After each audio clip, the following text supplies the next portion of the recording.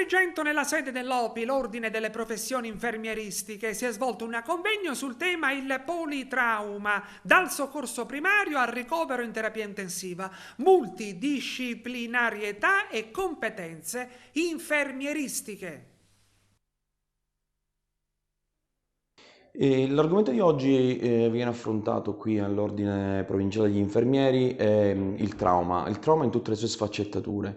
I colleghi infermieri ci invitano a presenziare a questo congresso perché il concetto trauma per noi intensivisti ovviamente è un concetto di tipo familiare, fondamentalmente un argomento che trattiamo abitualmente e ogni giorno, ma per quello che è invece l'approccio infermieristico e l'approccio con il laico, col cittadino comune, ovviamente è un argomento sicuramente ostico.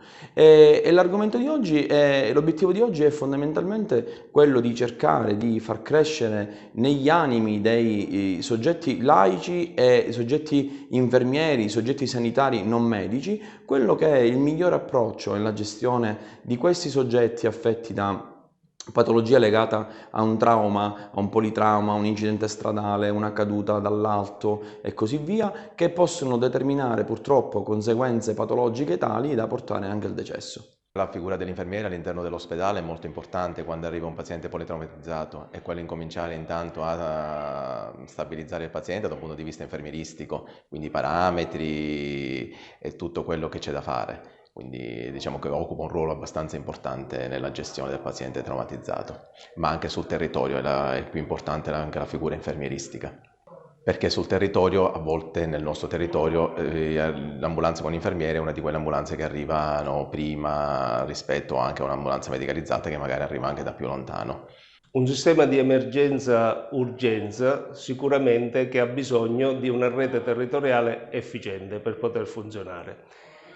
Ricordiamo la carta di Riva del 2021, assieme ripresa poi dal manifesto di Firenze del 2023 riguardo l'emergenza-urgenza, che detta le linee guida per come dovrebbe essere gestito il sistema di emergenza-urgenza in Italia.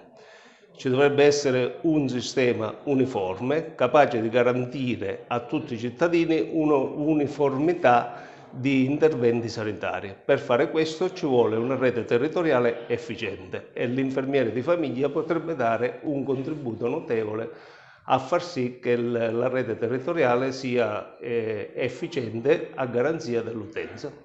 In tutto questo l'infermiere ha un ruolo principale. Sappiamo che il sistema dovrebbe essere uniforme su tutto il territorio nazionale con un'assistenza con ambulanze di base, ambulanze con infermiere a bordo, quindi un sistema avanzato e con un team multidisciplinare. Sicuramente l'infermiere adotterà nelle ambulanze dove si trova ad agire come unico professionista dei percorsi diagnostici terapeutici assistenziali validati con algoritmi sicuramente anche questi validati da supporto scientifico.